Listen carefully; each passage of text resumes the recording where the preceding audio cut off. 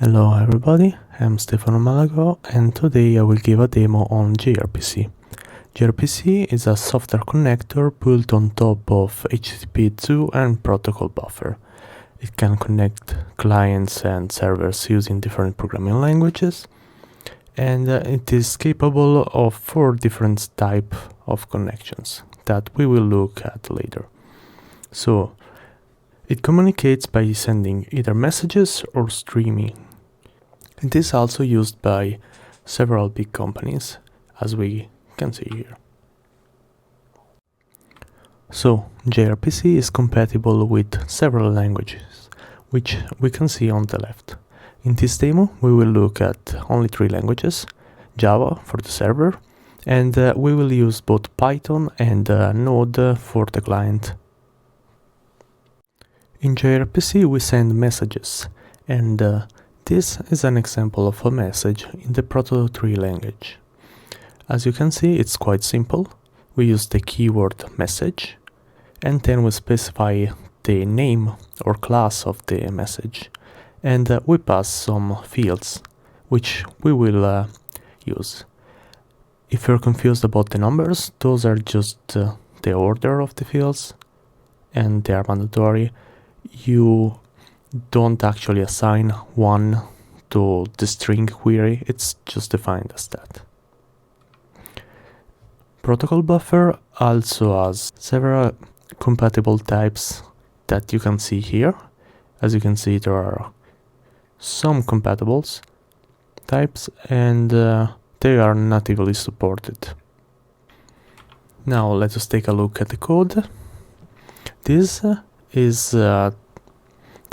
the proto file that I will use in my demo, and it basically describes how the application works.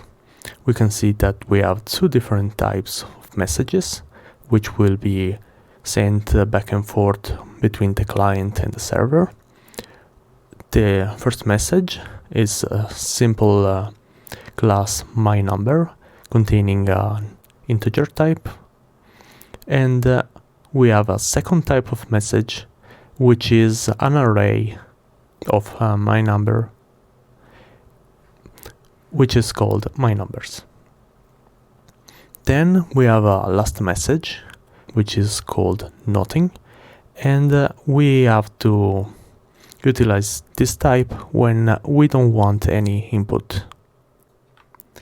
If we have the IP address of server, and we're using the right programming language, then we can also see what methods and what services are available on the server.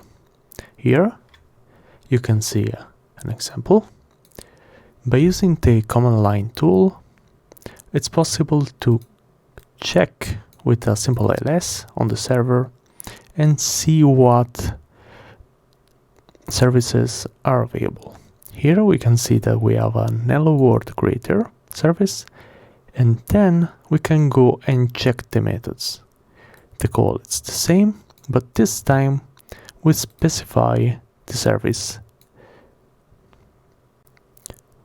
Then we can directly see basically most of what's inside the package, the proto file, and we can see the single methods. Sadly, not all types of programming languages are supported, but Java is. And to enable server reflection, we simply have to add this line of code here, and then we will have this functionality available. This will require changes in the POM file, but then it's as simple as that. Now, let us take a look at how the different kinds of connections work. We have the Honorary Connection, which means basically we get a message and we return a message. In this case, we get an object of type myNumbers that is simply an array of numbers. And we are expected to return a single number. Now, Here we do the computation, which is quite easy, and here we generate the return value. As you can see, in gRPC, to generate values, we use the builder pattern. Then, sending the value back to the client is really easy.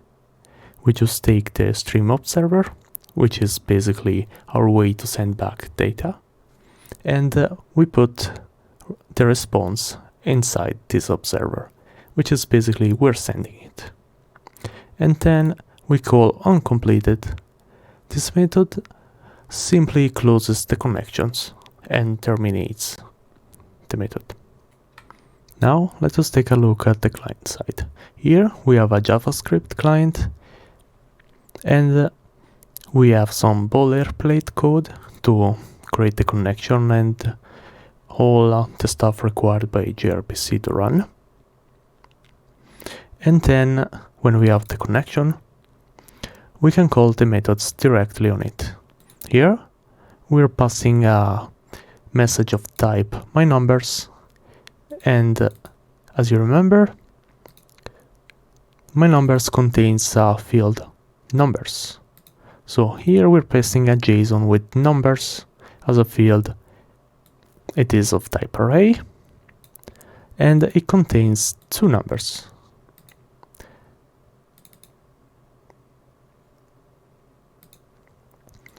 Then we expect a return, because HonoraryRPC sends a message and it gets a message. So we simply print the method with the 2 values we passed, and then we print the response we received. Now let us see it in action. I just started the server, and now we can actually see what happens. We call the client, and as you can see, the server noticed that we called the method add, and the client prints exactly what we wanted. It prints add with the 2 values we sent, and then it prints the response from the server, which is a JSON file. If we wanted to see, for example, with some value that is still not compatible, the example with float, we could run it again, and we will get the same result. Now we can try with something that is not compatible, and we can see what happens. Here we get 1. What does it mean?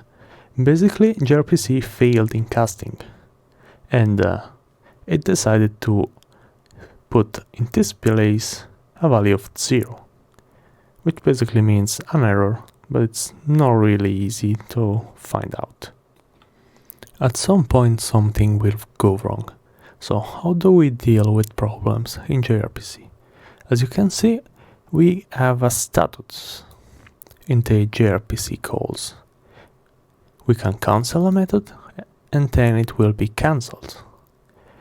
If it's taking too long, it will be killed, and we will send a deadline exceeded message. And in some cases, when the server is shutting down or it's not available, we have a non-available status. If we fail to connect to the server, then there is no problem, and if the server sends a message and it is lost, it won't send it again. If the connection with the server is lost, the client will try to reconnect. Now, how can we make synchronous and asynchronous calls? For this part, we have to move to the Python client, because Node, as of now, is not compatible with synchronous calls. And this part, with Python, supports both synchronous and asynchronous. So let us take a look.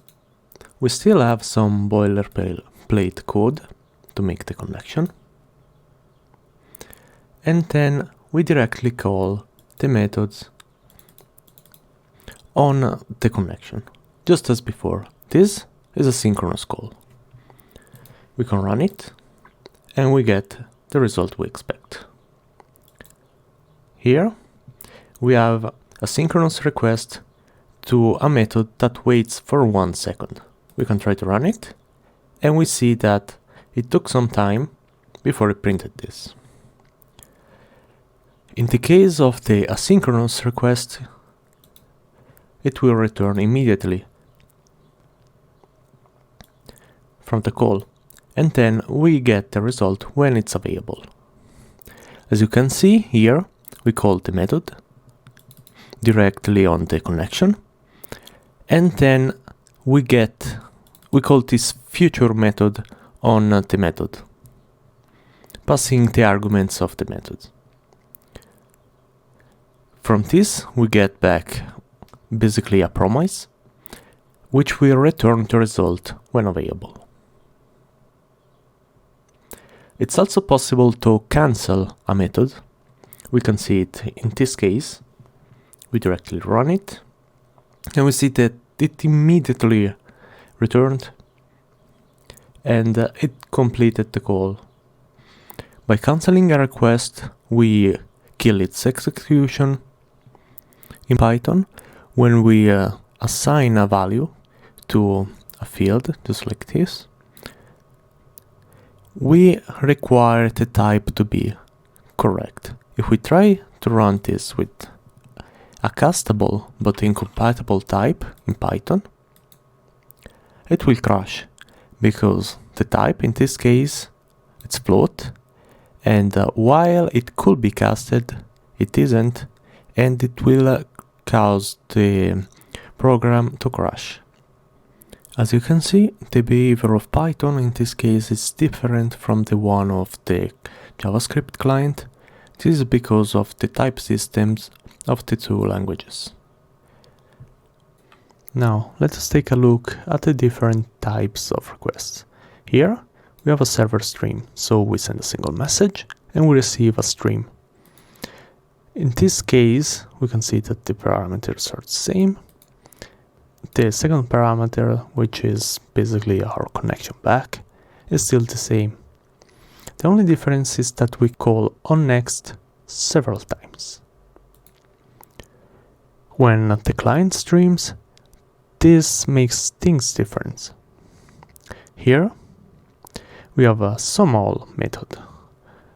It simply takes all the numbers that the client sends, this time single values, and it sums them all, and then it returns the value. In the case of a stream, we have to return a stream observer. This object will basically describe what we do when we receive something, when we crash, and when the connection is closed. In this case, we have a bidirectional stream. The implementation is really similar as the previous one. The only difference is that we call onNext several times, thus generating a stream back. As we have seen, gRPC uses proto-buffers, and the proto language basically defines a schema that we're going to use both on the client and on the server. If the schemas of the client and the servers are different, this could cause some issues. Back to the JavaScript case. Let us now take a look at something else. What happens if we try to call a method that is not on the server, but it's on the client? What will happen is exactly what we expect from what we have seen before with the statuses, and that is an error. In fact, the server will return unimplemented. We can also take a look at how the server streaming works in JavaScript. Here we can see that how the call is implemented is slightly different. With this call, we get an handle. Then, we'll listen on the handle for some events. In the case of a bidirectional stream, it is really similar. We still have the simple call with the handle, and we have the events. A data event and an end event. Data is when we receive some data, and end is when the call is completed.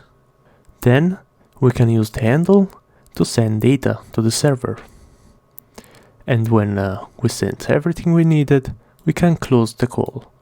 The code for the repository is available at this address. And that's all from me. Thank you for watching.